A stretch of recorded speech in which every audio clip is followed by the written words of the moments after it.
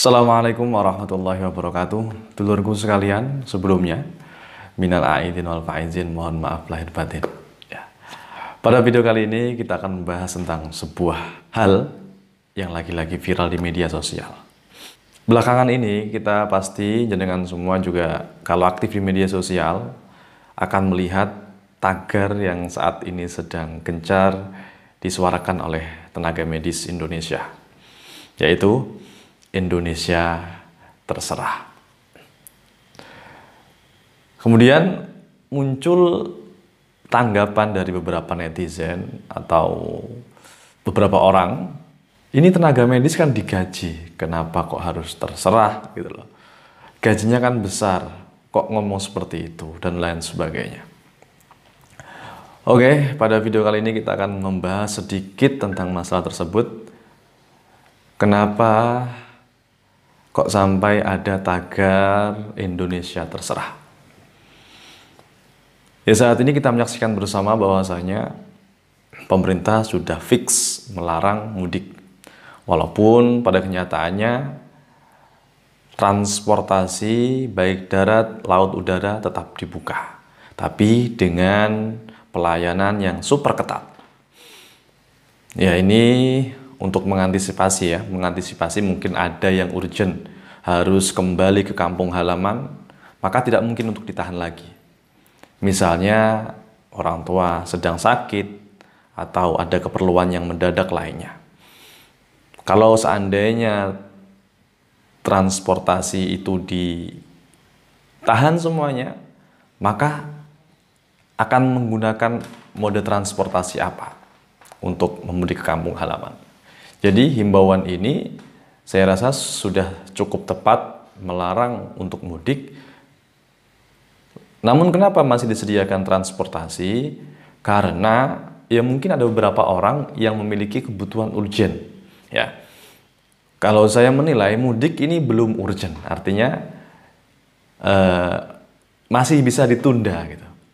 Kalau yang kebutuhan urgent yang tidak bisa ditunda, misalnya orang tua meninggal dunia atau sakit parah dan lain sebagainya, itu sudah tidak bisa ditunda bagi anak untuk harus pulang. Menanggapi tagar Indonesia terserah, saya menilai di sini adalah bentuk sebuah keputusasaan dari tenaga medis Indonesia yang melihat betapa luar biasanya warga kita. Sudah ada himbauan dilarang mudik, tapi masih banyak sekali berduyun-duyun, baik itu dengan transportasi darat, laut, dan udara, mereka memaksa untuk mudik. Alasannya ya sangat sederhana sekali, karena mereka pengen mudik. Karena setiap tahun ketika Lebaran tiba, mereka mudik. Namun pada kali ini kan situasi berbeda.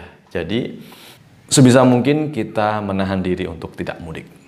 Saya menilai tagar Indonesia terserah ini adalah tagar yang sangat amat wajar dan manusiawi sekali. Jika kita melihat bagaimana bentuk kerja keras tenaga medis Indonesia. Mereka siang, malam, bahkan sampai tidak pulang ke rumah untuk menangani kasus COVID-19. Bagaimana mereka mau pulang? Ketika mereka secara fisik sudah kontak langsung, maka otomatis akan dikarantina baik itu secara mandiri maupun secara kolektif selama 14 hari. Kalau logikanya begini, mereka sudah berjuang dan mereka sudah rela untuk tidak bertemu dengan keluarganya. Tapi kenapa masyarakat yang diperjuangkan sebagaimana kita itu enjoy saja dan tetap asik, pengen mudik ya mudik tanpa ada beban sedikit pun. Ini berbeda kasus ketika ada yang urgent, karena harus melewati prosedural yang ada. Harus ada surat jalan dari dinas kesehatan ataupun dari kepolisian dan lain sebagainya. Tapi yang menjadi persoalan, ini orang yang tidak ada apa-apa gitu loh. Hanya ingin melampiaskan tradisi mudiknya. Ini yang menjadi masalah. Kemudian muncul sebuah tanggapan, loh mereka kan dibayar. Kenapa mereka ngomong seperti itu? Bahkan ada yang mengatakan, Ya sudah, sampean menggantikan posisi pekerjaan saya akan menggantikan posisi pekerjaan sampean. Sampai ada yang ngomong seperti itu. Lah, yang ngomong ini belum tentu paham medis. Jadi, nonsen, tidak masuk akal sekali kan. Dan lagi, oke, mereka digaji. Ya memang sangat layak sekali karena mereka bekerja. Tapi coba jenengan bayangkan, coba Anda bayangkan. Ketika mereka sudah menyerah, mereka putus asa, lalu bagaimana nasib orang-orang yang terkena atau orang-orang yang positif COVID-19? Siapa yang akan merawat? Kita? Saya? Jenengan? Tidak mungkin sekali. Karena kita minim sekali ilmu dalam kesehatan. Mereka yang sudah ahlinya, maka sudah pas ketika mereka yang merawatnya.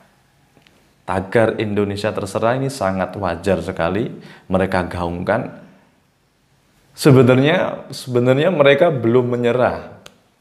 Ini sisi optimisme saya. Mengatakan sebenarnya mereka belum menyerah. Cuman ini sebagai bentuk ultimatum untuk kita. Biar ayo semuanya hati-hati. Ayo semuanya sama-sama peduli. Jangan kok hanya mengandalkan tenaga medis saja. Dan kita harus ingat, tenaga medis di Indonesia sangat terbatas sekali. Bahkan mengurusi satu pasien positif COVID saja, itu dibutuhkan lebih dari 3 tenaga medis.